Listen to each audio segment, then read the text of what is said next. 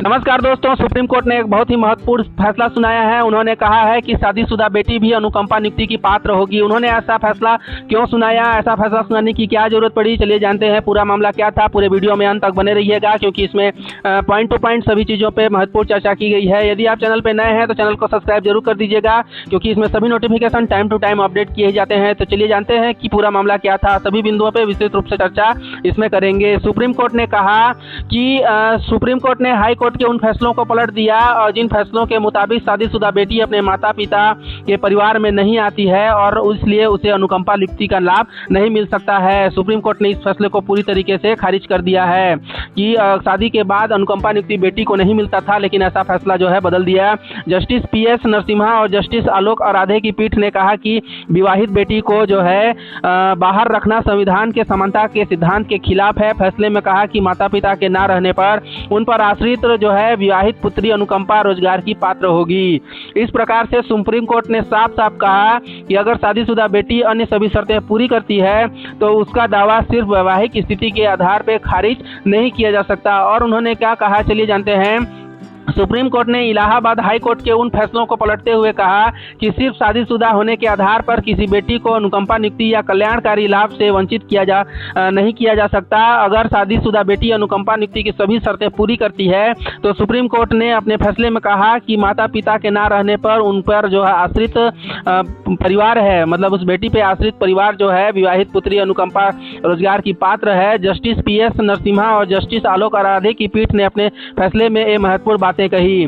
पीठ ने और भी कहा कि आगे की वह जो है बॉम्बे हाई कोर्ट और कर्नाटक हाई कोर्ट के सभी निर्णयों से सहमत हैं, जिसमें कहा कि वैवाहिक स्थिति किसी पात्र पुत्री को कल्याणकारी योजना से वंचित करने का वैध आधार नहीं बन सकता है। और यह मामला इस प्रकार से हुआ, देखिए पीठ ने यह सब इलाहाबाद हाई कोर्ट की एक सिंगल बेंच द्वारा सर्वोच्च अदालत को भेजे गए एक संदर्भ के संबंधित है, जिसमें यह पूछा गया था कि क्या विवाहित पुत्री के मामले में ऐसी कोई असक्षमता न होने पर भी विवाहित पुत्री को अनुकंपा नियुक्ति के दावों को अस्वीकार किया जा सकता है। तो उसमें कोर्ट ने कहा कि इस मामले में याचिकाकर्ता को एक विवाहित पुत्री है, उसमें अनुकंपा के आधार पर उचित दुकान चलाने के लाइसेंस के लिए इलाहाबाद हाई कोर्ट में याचिका दायर की थी। शादीशुदा होने के बावजूद वह अपने परिवार के साथ रहते हुए अपनी मां के साथ दुकान चलाती थी और अपनी विकलांग बहन की देखभाल करती थी।